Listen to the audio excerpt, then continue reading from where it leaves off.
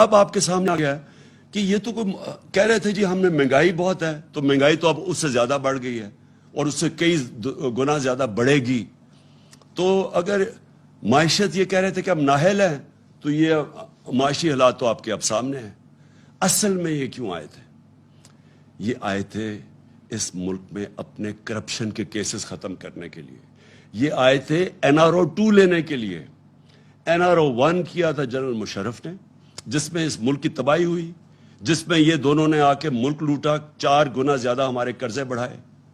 اور اب یہ NRO-2 تھا کہ جو انہوں نے 10 سال میں چوریاں کی تھی وہ معاف کروانے آئے تھے۔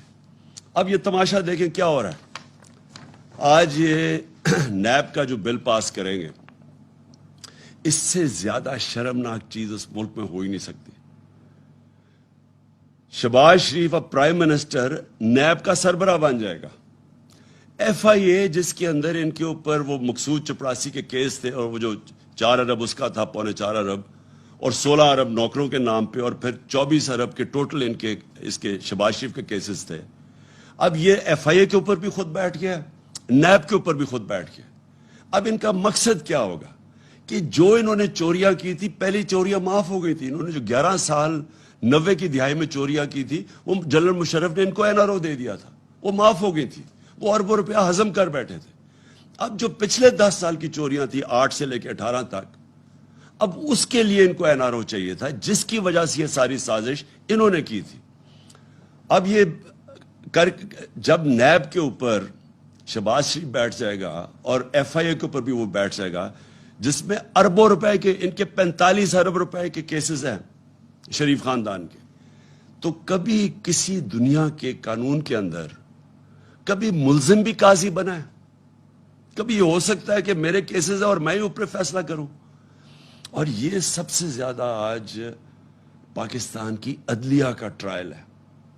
یہ سمجھ جائیں کہ ساری قوم اب دیکھ رہی ہے یہ مذاق، کہ اگر پارلیمنٹ یہ پاس بھی کر دے تو کیا یہ پاکستان کی کانسٹیٹیوشن کی سپرٹ کے ساتھ جاتا ہے؟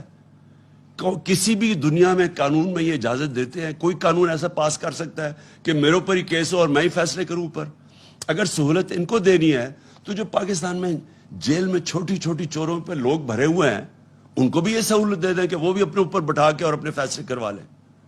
اور یہ جتنا بڑا، ایک تو چوری کا نقصان انہوں نے کیا ملک کا، لیکن جتنا بڑا اس سے پاکستان کو نقصان ہونے جا رہا ہے، اس کا آپ اندازہ ہی نہیں لگا سکتے، کیونکہ ہمیں پتہ ہے ان کے 10 سال میں جو چوری کیا، ہمیں کس طرح کا ایک ملک ملا تھا جس کا دیوالیہ نکلا ہوا تھا۔ ہمارے پاس 3 ہفتے کے صرف پیسے تھے فورن ایکسچینج، اپنے فورن لائبلٹیز کے لیے۔ مجھے پتہ ہے کہ مجھے کتنی ہمیں شرمندگی اٹھانی پڑی جب جانا پڑا اپنے دوست ملکوں کے پاس اور ہاتھ پھیلا کے کہ جی ہمیں پیسے دے دیں، نہیں تو ہمارے ملک کا دیوالیہ نکل جائے گا۔ اور پھر ہم نے کیسے ملک کو اس میں سے نکالا، اور اللہ کا کرم ہے کہ یہ جو اکنامک سروے میں پاکستان کی پرفارمنس آ رہی ہے، یہ تو اب ہم نے تو نہیں اناؤنس کر رہے ہیں نا، یہ ان کے دور میں پرفارمنس ہماری اناؤنس یہ کر رہے ہیں اکنامک سروے میں۔